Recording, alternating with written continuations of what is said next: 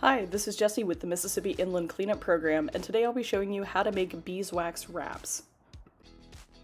This particular recipe was found on Fantail Valley Homestead's blog, so we will be using their instructions for making these wraps.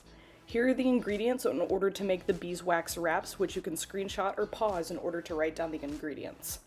Most of these ingredients can be found in store or online, and you can support your local apiarist by buying local wax or honey. Here are those items again laid out visually. We think that these items work the best, but feel free to substitute with any items that you may have on hand.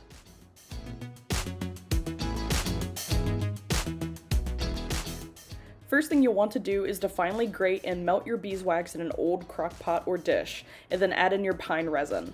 We have found that melting both together works the best and prevents clumps later on.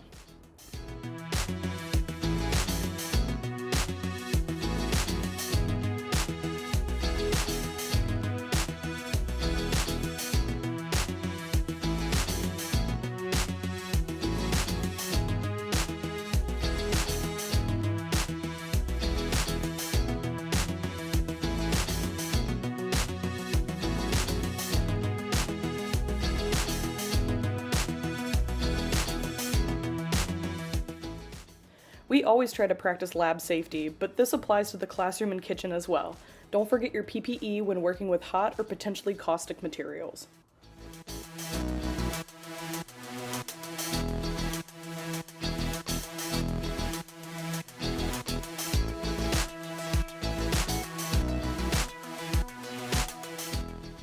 You're going to want to make sure that the mix melts down completely. This does take some time even with the crock pot on a high, so please make sure you give yourself enough time for this to completely melt. Next, you are going to add in the jojoba oil to the wax and resin mixture. This will create an antimicrobial coat and adds flexibility to the fabric.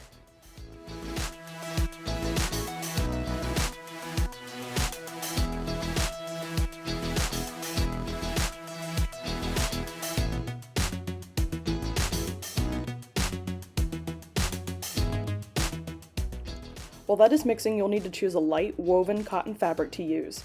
Make sure to wash that fabric before cutting in the 12 by 12 inch squares so that way there is no starch on the fabric before adding the beeswax mixture.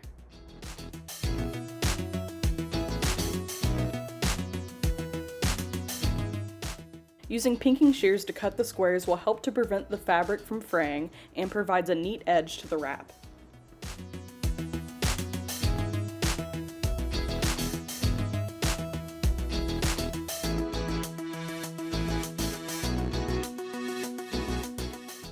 While the Homestead blog popped the wraps into the oven, we discovered that using an iron over parchment paper helps spread the wax mixture more evenly across the fabric, so we'll be showing those steps next.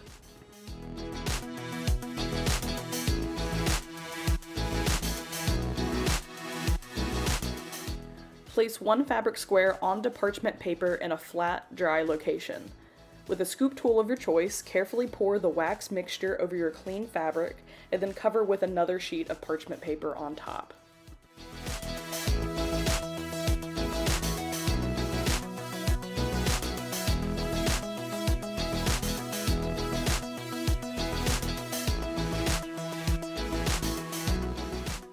You'll want to make sure that there is enough wax on your fabric square to cover the area, but not too much to where it becomes oversaturated.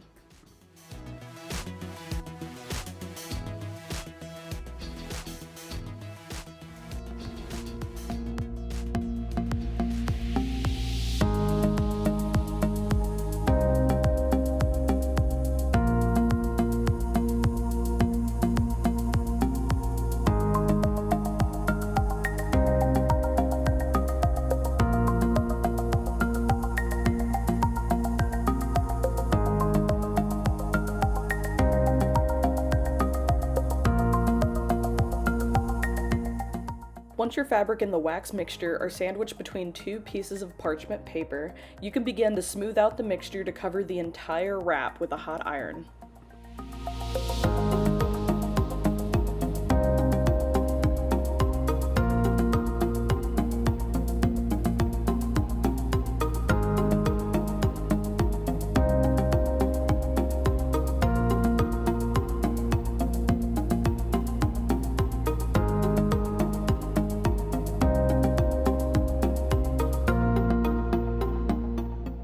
Make sure to spread the wax to every corner of the square, making sure that every single fiber is covered. Once satisfied with the coverage, peel the wrap from the paper and let dry. We prefer to use a drying rack or a cookie sheet. You'll see that we have excess wax that has been pushed to the edge of the parchment paper. No worries, you can simply add a new fabric square and iron the wax back over the top. This method helps to prevent waste and allows you to make different sized wraps if you so choose. And that's it! Your wrap should be tacky but not sticky, and pliable enough to mold around lids, cups, bowls, and more. Beeswax wraps are an excellent plastic waste alternative to help cut down on the use of single-use plastics like cellophane or cling wrap. They also can make great homemade gifts.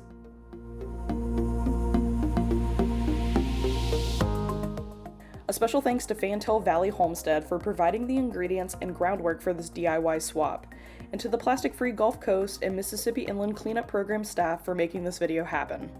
As always, more litter education, awareness, and prevention content can be found at nolittermovement.com.